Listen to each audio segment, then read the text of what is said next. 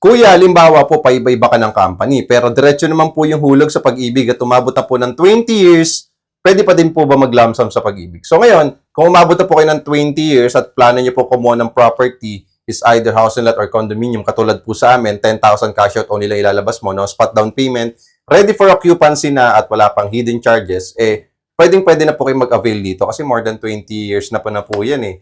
So for sure, marami na pong contribution na nangyari at makikita nyo naman po yan sa inyong ESAV or yung contribution nyo. So much better po na i-check nyo rin po Pag-ibig online ninyo. Pwede po kayo mag-register doon para ma-check nyo rin po yung virtual Pag-ibig po ninyo na contribution. Tsaka may screenshot nyo naman po yan.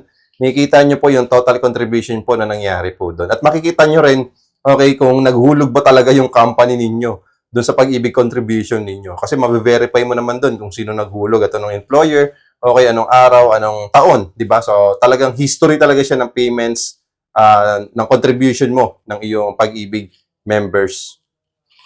Okay, so maraming salamat po, Ma'am Lina Tudla, sa inyo pong comment. Okay, sana po makapag-avail po kayo dito sa amin ng promo na 10,000 cash out only, no hidden charges, no spot down payment. Okay? So follow me and message me lang po at huwag niyo po kalimutan mag-heart. Thank you!